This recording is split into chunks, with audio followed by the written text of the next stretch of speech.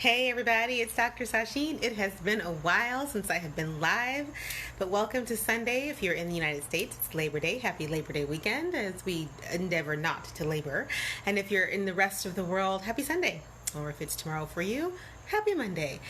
So you might have heard that I wrote a little book and it's live on Amazon. I'm so excited about it. And to kick off this kind of big month-long talking about this book, getting it into the public ethos and conversation, I am offering up a 5-day, 2, 4, 6, 8, 10, can't count, yes, 5 days of kind of an interesting little series that I'm calling 10 Tips for the Dating Divorcee. So the little book that I wrote is called So You're Getting Divorced. And I had actually wrote this book a long time ago, and I just finally got around to doing this thing, which is why my hair is so great right now. But I wrote this book, and I think it's really important to get the message out there that divorce is not always, it's not easy. It's not easy. It can be complicated, but it doesn't have to be unmanageable. And that's what the book is really about, is trying to help you navigate through some of the, the hard knocks that can come with getting a divorce. But on the other side of divorce, because we all are going to get there, and even before we sign on the dotted line with a little, blue or black piece of ink to the piece of paper, you kind of want to, most of us start thinking about what might life be like after this? Like, what am I going to do with myself after this? And one of those areas that we think about a lot is dating. Why do we think about it? Because nobody intends to be alone forever. So I put together this list of 10 things, and we're not going to cover all 10 today. Like I said, for the next 5 days, starting today, you'll get 2 tips for the dating divorcee that you can use to enhance your dating life and hopefully infuse it with a little less drama and a little more fun. Now, where did this come from? Well, I'm divorced. Shocker, that's why I wrote the book. But also because I talk to a lot of women who are contemplating divorce, going through a divorce, or out of a divorce, and one of the main things that always comes up is, am I going to find someone who loves me for the way I want to be loved? Am I going to find someone who appreciates who I am post-divorce? We'll struggle with the who am I question post-divorce in a whole nother series. But for right now, the idea of dating is one that really kind of strikes fear in the heart of a lot of people, especially the women that I talk to. So I thought I'm going to put together this little 10-point series over the next 5 days and just talk about it like girlfriend to girlfriend or girlfriend to guy friend. And if you're going through a divorce, or someone who's going through a divorce, the so you're getting divorced isn't just for divorced people, though it does deal with some of the very logistical issues of divorce.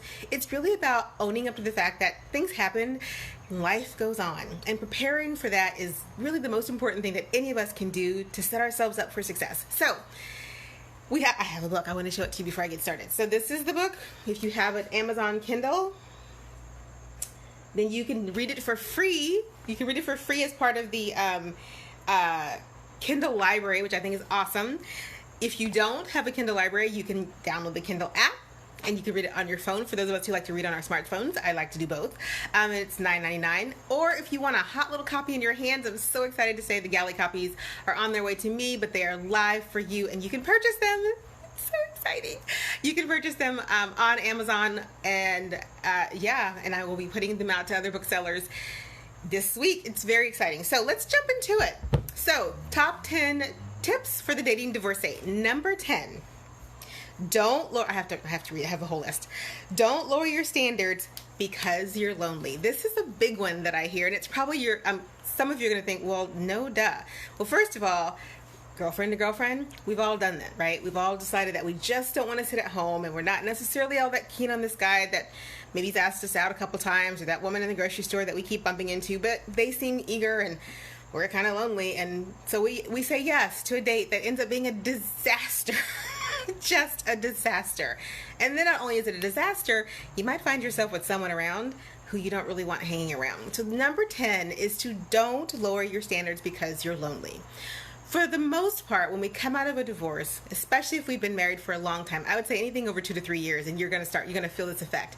You want someone who you're like just doesn't know all the stuff that you've been through, right? You want someone who's doesn't have the baggage that you've gone through with your ex. You want someone so completely different, perhaps, than what you just had, that you just cast your net really, really wide.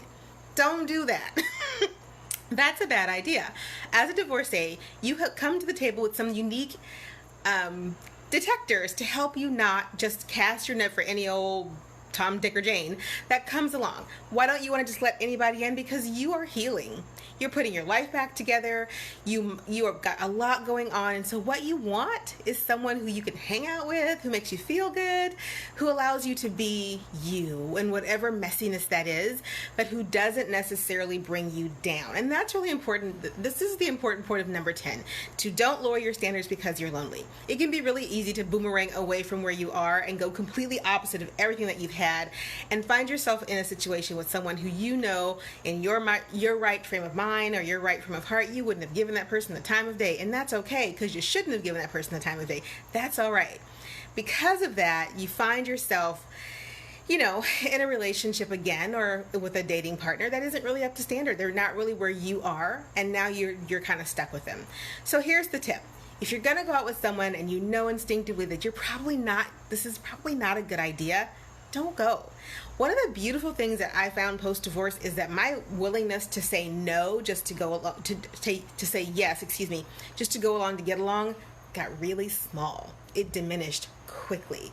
And part of that is because when you're going through a divorce, there's a lot of things that you don't want to say yes to, that you have to, and there's a lot of things that you're going to say no to, and you got to mean it. And you find that you just don't want to waste the time if you don't feel something. So give yourself permission to say, you know what, I thought I wanted to go out with this person, but I just don't. I just really don't. So let them down gently, but let them down, because being lonely and dating is a really bad combination, especially if you are dealing with an ex who just is making life miserable. So that's number 10. Don't lower your standards just because you're lonely. Number 9 kind of goes hand in hand with number 10, but it's one that really stands on its own legs, because dating should be therapy only if you are dating a therapist. It is not a good idea to assume that you're going to work out your issues with your ex through a series of dating relationships, because you are not. They're just going to be one disaster after another. And so what I want you to keep in mind is shopping is therapy. Food can be therapy. Other human beings, not good therapy. Other human beings, really messy at therapy if they're not a therapist. So resist the urge to think that dating is going to somehow heal what's wrong, fix your brokenness, allow you to grieve, bring to you some closure. None of that is going to happen. Dating should not be therapy unless you have the fortune to be dating a therapist, in which case, knock yourself out. Just get their permission to use them as therapy while you're dating. But the key here to remember is, you're going through something. You're coming out of divorce. You're not quite sure exactly what it is you're looking for yet. And dating casually is a great way to just allow yourself to be. It is not a great way to work out your issues that you're having with your ex. It is not a great way to bounce off ideas of things that you need to get done or that you're dreaming about for your future. Dating should be just that. It's not therapy, and it's never going to fix what ails you. And in fact, hey there. I'm so glad Facebook finally notified. I saw people coming in, but Facebook wasn't telling me anything. Dating should not be this idea that somehow, if I can just get this person to fix and heal me, my emotional needs that my ex has probably done a poor job of healing and fixing, hence why we're getting a divorce, then if I can just date enough or date the right person, they'll fix me, they'll help me heal. One of the stories that I hear a lot is this idea of being saved from the messiness of divorce. And a lot of people, and I'm going to talk mostly about women because that's who I work with, but a lot of women get into relationships post-divorce with the idea that the next relationship is going to heal them from the first one. The next relationship, the next man is going to heal the hurt. And some men want to play savior, don't get me wrong.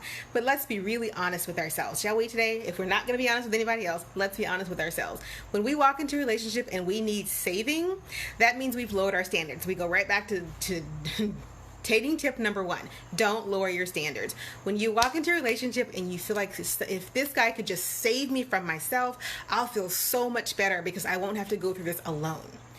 That is not a recipe for a relationship that you want to have happen long term. It's a recipe for a relationship that in the short term is going to feel really good and really affirming and really edifying and really uplifting, and then you're going to heal. And time's going to pass, and you're going to go, I'm actually not the girl or the woman that I was when I met that person who healed me, and now I'm not needing that person anymore, and they still need to fix me. So now you have another problem, a new relationship with someone who you don't really want to be in a relationship with because they still need to heal you and you don't need to be fixed. So it's never a good idea to treat dating as therapy. And a lot of divorced women do treat dating as therapy or as a way to ignore the fact that they just might need to see a therapist.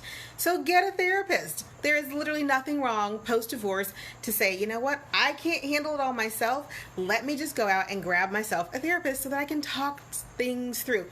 Your best girlfriend, yes, but also somebody may be trained in grief. Someone may be trained in trauma. Depending on what your divorce is like, you may be handling it smooth sailing and dating is like, whew, I got this. Or you might need some time to recover and you want to date, but you don't want to use dating as therapy sessions. You just want to be able to date. And that's when it's okay to say, I'm just going to, I'm going to seek some help and make sure that I'm healing myself and then I don't need someone to come along and try to heal me. So those are our 2 tips for today. Again, this is a 5-day series where I'm going to talk about 10 tips for the dating divorcee. Today's 2 tips are number 10, don't lower your standards because you're lonely. And number 9, dating should be therapy only if you're dating a therapist. Tomorrow we'll cover number 8 and 7. We'll get really into some issues like money. People don't like to talk about it, but when you're dating and you're divorcee, money's an issue. And we'll talk a little bit more about what it means to actually begin to date if you have kids. There's a big one. Thank you so much for tuning in. Hey to everybody out there who Facebook is kind of sort of telling me is here, but not quite. Again, the book is live for those of you who've been following me for a long time. Thank you for your help on this journey. I really appreciate it. The link to get So You're Getting a Divorce is in the comments above, and I will see you tomorrow, same time, same place, live. It's Dr. Sasheen signing off. Have a great Sunday, everybody. Bye now.